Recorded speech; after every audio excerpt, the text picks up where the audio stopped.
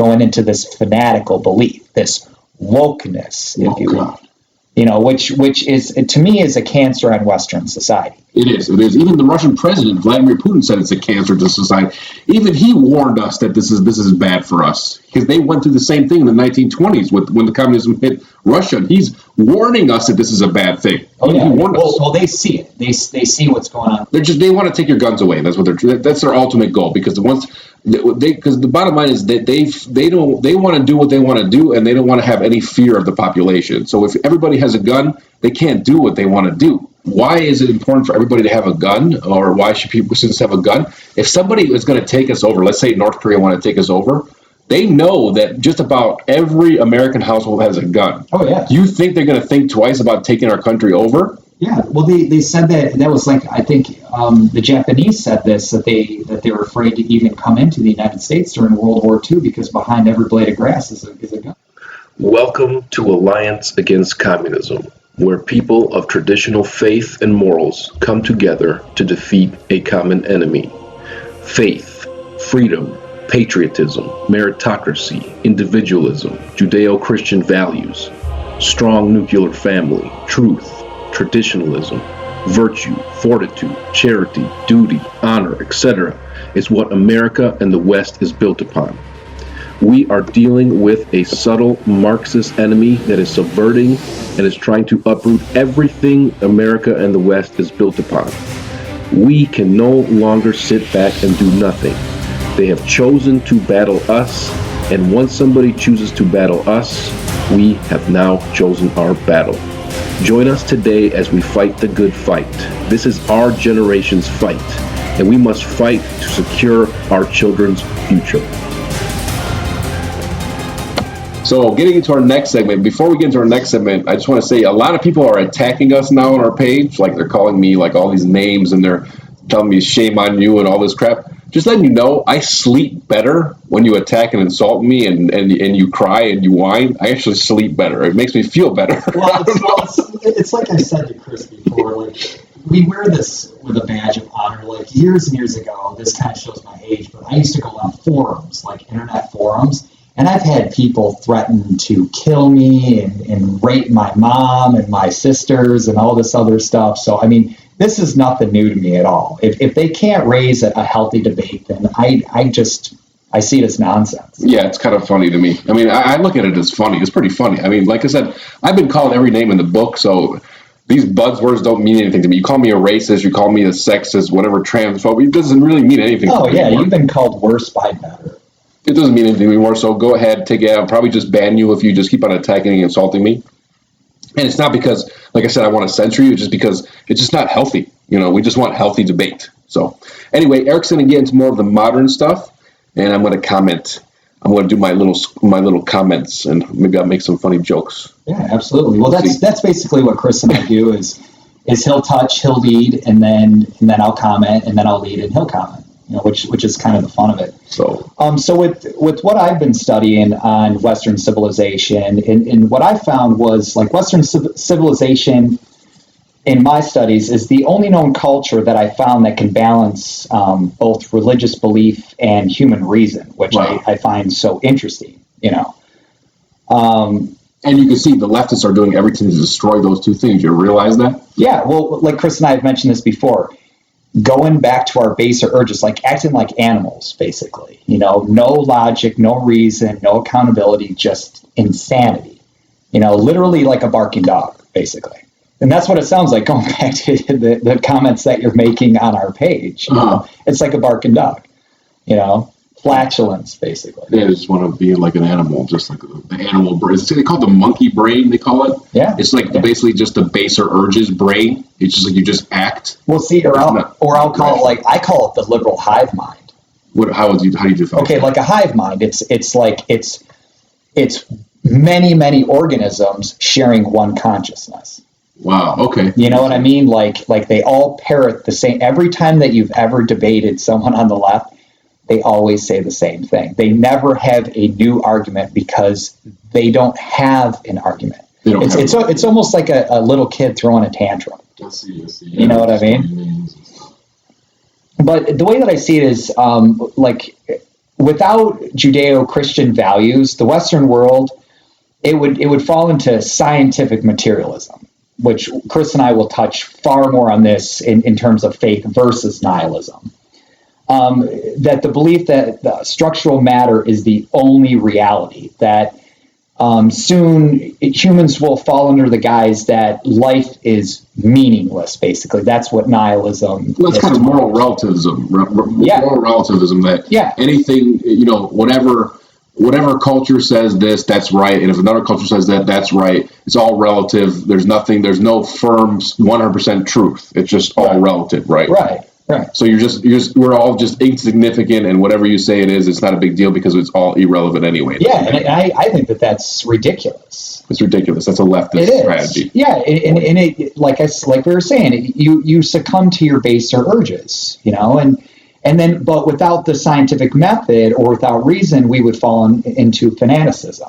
Yeah, like religious, like today, like the suicide bombers, like a great example. They're now not every Muslim's a suicide bomber. There's a lot of course not. If every Muslim was a suicide bomber, the world would be on fire. Yeah, there's 1.6 billion Muslims, and if every Muslim was a suicide bomber, the world would be on fire. It would be on fire. But one thing I like to touch upon them is that they are there is a suicide bomber type of complex. I've actually talked to some people, Muslims, that have that type of complex. To kind of to understand it, they are like that's it. They're all religion and their logic is turned off. That's the scary thing about what could happen to certain religious people. But there are groups of Muslims that would destroy themselves. Well, Chris, you raise a really good point with that, because that is what I was going to get into. Was if you get into fanaticism, you get what you have in the Islamic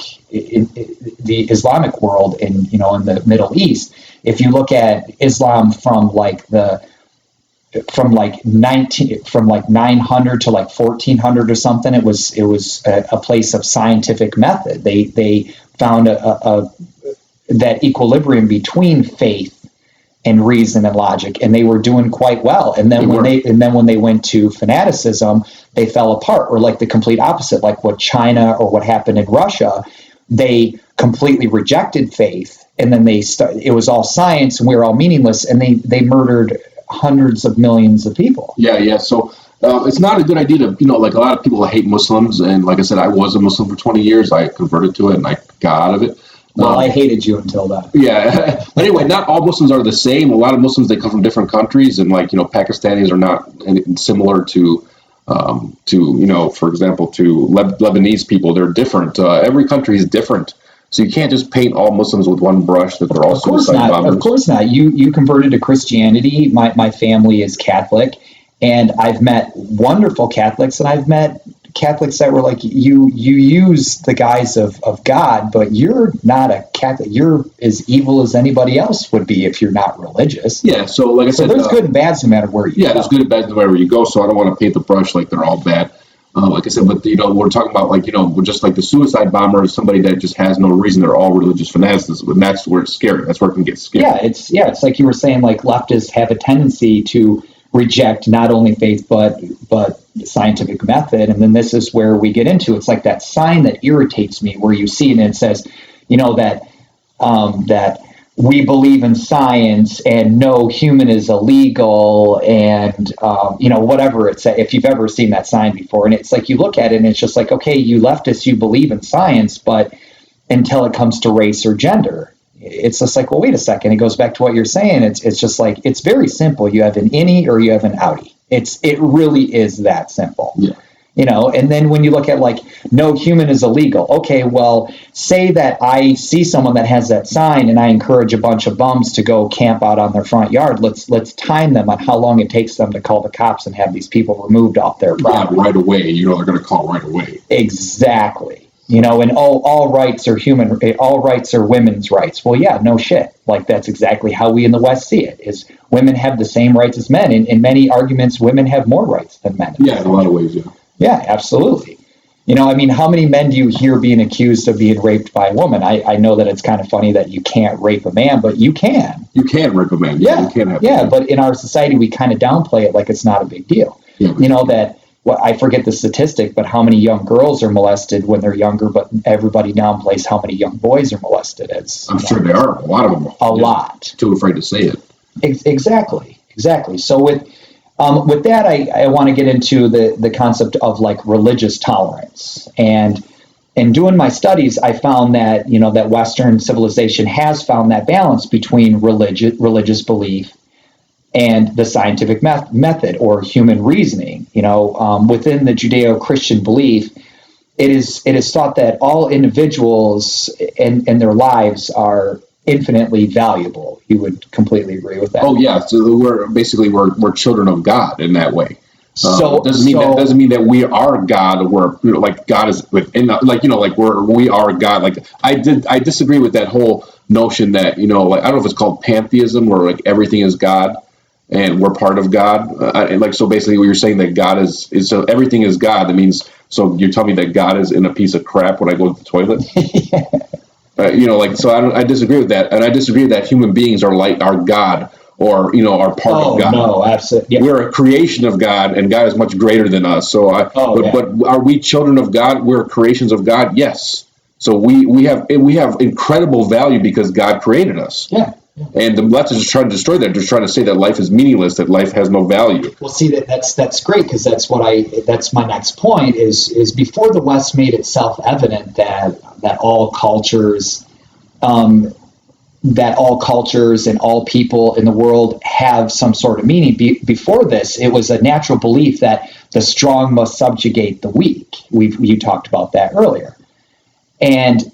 And we certainly did that throughout human history. I mean, that's what slavery was. You had strong cultures, strong civilizations that would move in and take over other civilizations because they viewed them as being weak. But here's what my point. I don't think it's changed. I think today, it'll never change. I think if you're weak right now, you'll be dominated by a stronger nation. I don't think that has changed. I think that if we surrender to somebody else, and we are still servitude to somebody else, I think it's still going on today.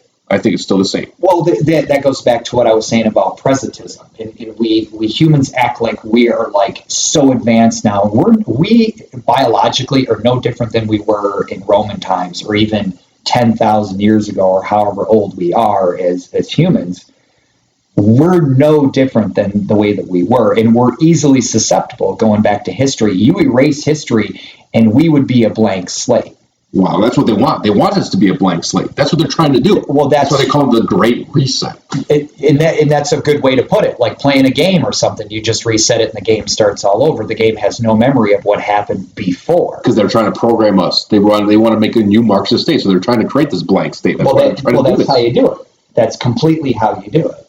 We have to let it happen. Well, that's what we're fighting against. Yeah. So with religious tolerance, I find it most interesting in America because it's obviously part of our Constitution that you can believe in whatever you want to believe and nobody bothers you. And in most cases, people don't bother you, because it's almost like the left has become a cult in a way. Like it's almost like a cult belief, the structure that they're moving into, where they're almost fanatical, going into this fanatical belief, this wokeness, if you will.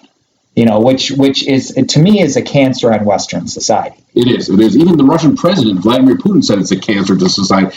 Even he warned us that this is bad for us, because they went through the same thing in the 1920s when the communism hit Russia. He's warning us that this is a bad thing. Oh yeah. Well, they see it. They see what's going on. This is exactly what happened. What's going on in America right now is what happened in Russia in the 1920s. Absolutely. Before the birth of the USSR. Absolutely. This is exactly what they did. Yeah. And what interests me is I've never been, not to go off topic, but I've never been a gun fanatic. I don't own a gun. I've never been interested in a gun, but I've never been one of these people, even when I kind of leaned to the left, that I was against guns for that exact reason, because our founding fathers made it so where we could have weapons to protect ourselves against this nonsense. And this is exactly what they want to do, is the second they take away our guns, we're in a lot of trouble. Oh yeah. You see what California is doing. They're trying to make every gun owner have insurance. Backed up insurance. They have to have insurance now if you want to carry a gun. So just one step. They're just they want to take your guns away. That's their ultimate goal. Because the bottom line is that they want to do what they want to do, and they don't want to have any fear of the population. So if everybody has a gun, they can't do what they want to do. But once they have the guns, and then the citizens will have the guns, they can basically do whatever they want to do. That's what they want. That's what they want. I mean, if you look at what happened in Russia in the night they took the guns away. If you look at what happened in China in the 50s, they took the guns away. If you look at what happened in all communist states, basically.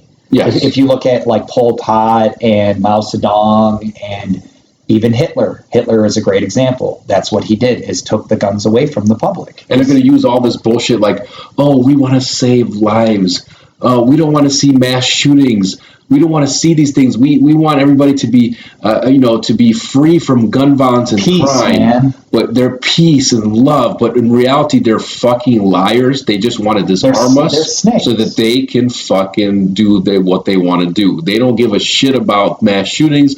They don't care about anything. They just care about disarming us because they want to rule us. And that's the truth. You just get that bullshit out of your mind that they want to help people and make everybody safe. Yeah, and then how they do it is they go after these AR-15s, these machine guns, and they say no human in America, in the American public, should be allowed to have them. They're military issued and so on and so on. Even though if you look at the percentages of people that are murdered every single year in this country, it's something like 4% of people that are murdered by guns in the United States are killed by a machine gun or AR-15. It's something like 85 to 90% of everyone that's shot in the United States are shot by a handgun. I want you to think about this, though. Why is it important for everybody to have a gun, or why should citizens have a gun? If somebody is going to take us over, let's say North Korea want to take us over, they know that just about every American household has a gun. Oh, yeah. You think they're going to think twice about taking our country over? Yeah, well, they said that was like, I think the Japanese said this, that they were afraid to even come into the United States during World War II because behind every blade of grass is a gun. That is exactly. So that's the logic behind it. And another reason why they have guns is that the government's supposed to work for us. It's supposed to protect our freedom, and that we have a duty and obligation, if the government becomes tyrannical, to overthrow it. It's our duty and obligation. That's our duty and obligation to freedom.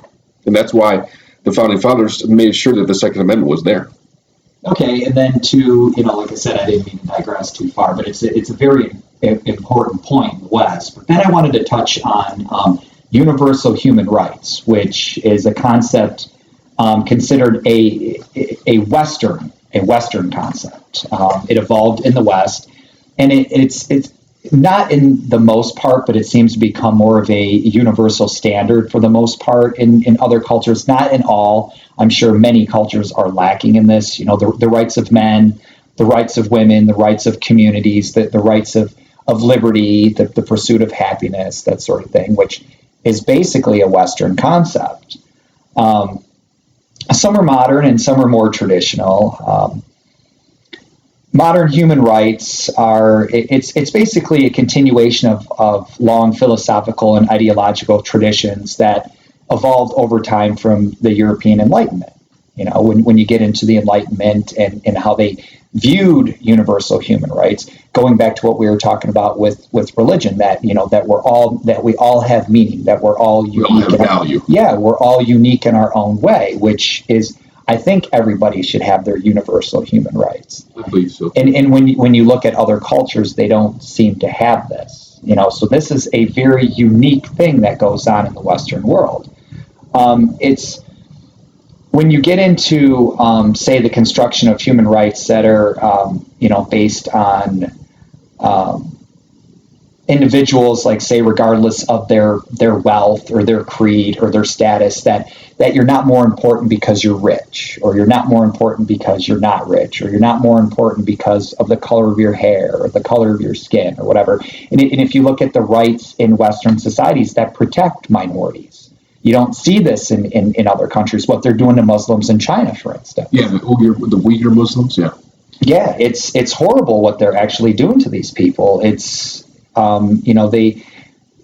Western views of human rights are not universal throughout the world, like I was saying, but it makes it a distinctly Western thing.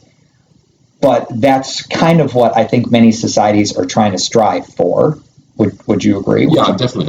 I would agree. They're trying to strive for that. Yeah, absolutely. So I guess what I'm trying to do is I'm trying to look at it in terms of what makes the West unique, because they're trying to tear us down. They're trying to destroy the West. Like Chris and I have talked about before, in America, if they destroy America, I think that the West will die. Yes. I think that, what is Europe going to do? America protects Europe. America Absolutely. Protects Canada. It protects Australia. We protect the Western world. When we fall, who's going to protect the Western world? Nobody. It's like we were talking about the strength. It's like Russia and China are licking their chops. Yes. Like China has outlawed boys acting like girls, yes, and being soy boys and being very feminine, but yet their propaganda and the CCP is constantly pushing this propaganda on Western civilization. Absolutely. It's like I was talking about earlier. What societies do you want to fight? You want to fight a masculine alpha male, or do you want to fight a beta male? Just to make a comment, I was reading an article not too long ago where in Russia they started putting black people in their commercials.